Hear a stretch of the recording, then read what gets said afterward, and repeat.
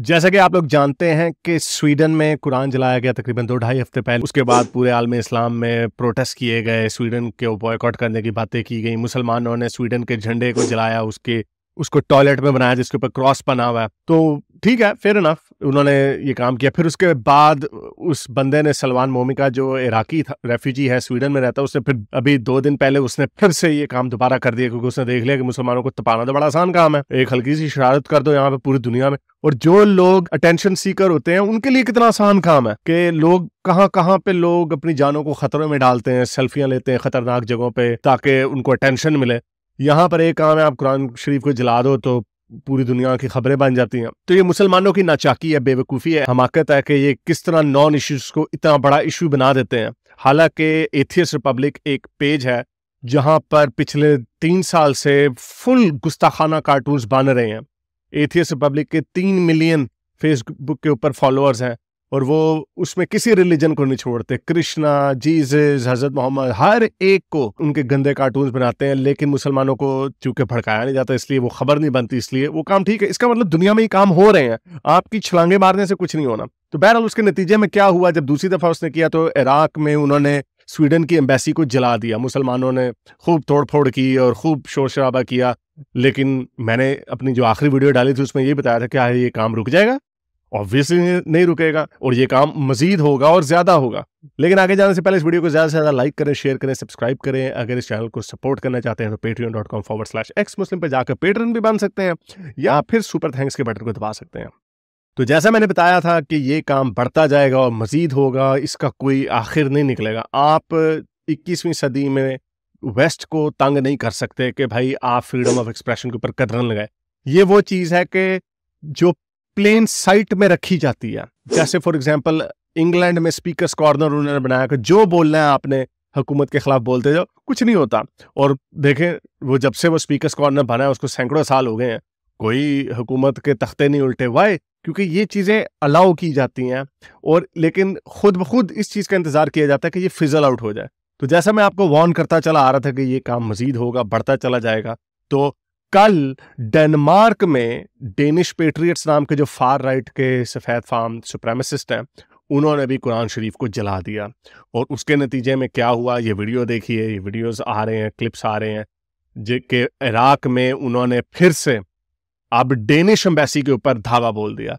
पिछली दफ़ा जब दूसरी दफ़ा सलमान मोमिका ने जब कुरान इस दफ़ा उसने जलाया नहीं, उसने ट्विटर मारे और उसने मुक्तदा अल सदर की तस्वीर जलाई, इराक के झंडे से जूता साफ किया और उसको भी जला दिया। इराक के झंडे के ऊपर भी अल्लाह अकबर लिखा हुआ। तो इन्होंने स्वीडन के एम्बेसडर को निकाल दिया। स्वीडन एक छोटा मुल्क है, इसलिए उसके एम्बेसडर को निकाल दिया।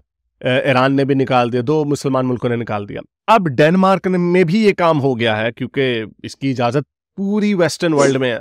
तो अब आप डेनमार्क को भी सफीर को निकालना पड़ेगा आपको। जैसा मैं कहता चला आ रहा हूँ कि कल को किसी सरफिरे ने अमेरिका में ये काम कर दिया तो क्या अमेरिका के एम्बेसडर को निकालेंगे? फ्रेंच एम्बेसडर को तो आप नहीं निकाल सके थे जब फ्रांस की हुकूमत ने, मैक्रोन ने रसूल अल्लाह के कार्टून के खाके फ्रांस की, पेरिस की बिल्डिंगों के ऊपर छापे थे प्रोजेक्टर के साथ।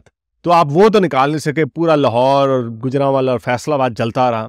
तो जाहिर बात है, बड़े ये डेनमार्क और स्वीडन को तो आप कर लेंगे, लेकिन ये जो प्रेसिडेंस जो आप सेट कर रहे हैं, ये प्रेसिडेंस चल नहीं सकता। फिर ये इंग्लैंड में भी होगा काम, फ्रांस में पहले हो चुका है, अमेरिका में भी हो ही जाएगा। मुझे तो हैरत है अभी तक किसी सफेद फार्म सरफिरे ने ऐसा काम किया क्यों नहीं। ये हो जाएगा, ये मेरे से लिख के रख लें कि ये हो जाएगा। इसका कोई सोल्यूशन नहीं निकलेगा। क्या आप सारी वेस्टर्न वर्ल्ड से आप अपने ताल्लुकात खत्म कर देंगे? हो ही नहीं सकता ऐसे, इतना आसान है ही नहीं ये काम।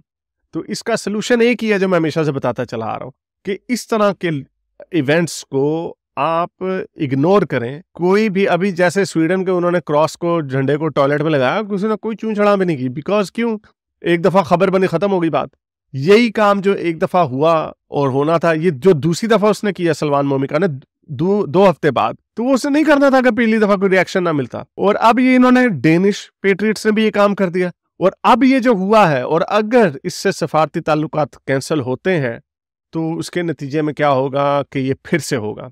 मैंने एक कॉमेडी सी वीडियो बनाई थी, मेजर गौरव आर्या को मशवरा। उसमें मैंने ऐसे ही टंग इन चीक किस्म का मशवरा दिया मेजर गौरव आर्या को कि ये तो बड़ा आसान है मुसलमानों को, इनके अपने ही मुल्कों को जलाना, अपने पैरों पे कुल्हाड़ी मारना मुसलमानों से, क्योंकि इनके जहनों में ये बात डाली गई है कि फॉरेन पॉलिसी कोई चीज़ नहीं होती, सबर करना कोई चीज़ नहीं होती, इनको जज्बात में रखा गया, तो ये तो अपने शहरों को जला देते हैं। तो इसका एक सोल्यूशन है, एक लंदन से, पेरिस से, सिडनी से, टोरंटो से और न्यूयॉर्क से 5-6 बड़े बड़े शहरों से अपनी पब्लिकेशन निकालें एक, और उसके अंदर गुस्ताखाना मवाद डाली जाए।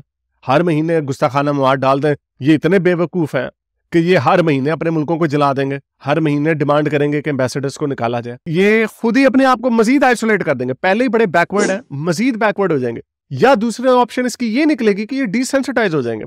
उससे इनको ये पता चलेगा कि हमारे चीखने चबाड़ने से, रोने धोने से कुछ नहीं होना। इसका एक ही सोल्यूशन है, वो ये है कि इग्नोर करो, जैसे बाकी दुनिया के लोग इग्नोर करते हैं। जैसे आपके मुल्क के अंदर इंसानी हकूक की खिलाफ वर्जियां होती हैं, हिंदू लड़कियां रोज उठाई जाती हैं, क्रिश्चियन गिरजाघर गिरते हैं, अहमदियों की मस्जिदें गिरती हैं, रोज ये काम होता है, दुनिया दूसरी तरफ कर लेती है, हालांकि उनके असूलों के खिलाफ है जो आप ह्यूमन राइट्स की वायलेशंस करते हैं। लेकिन अनफॉर्चुनेटली प्रैग्मेटिज्म में यही होता है, बहुत सारी चीजों से आपने दुनिया में सबर करना होता है, क्योंकि आप हर चीज को नहीं रोक सकते। या तो कहें अल्लाह मियाँ को ऊपर से बिजली का कड़ाका मार दें, ये बंदे ने इसने किस तरह आराम से इसने कुरान शरीफ को जला दिया, कोई ऊपर से कड़ाका नहीं आया, कोई कुछ नहीं आया, कोई गैबी मदद नहीं आई।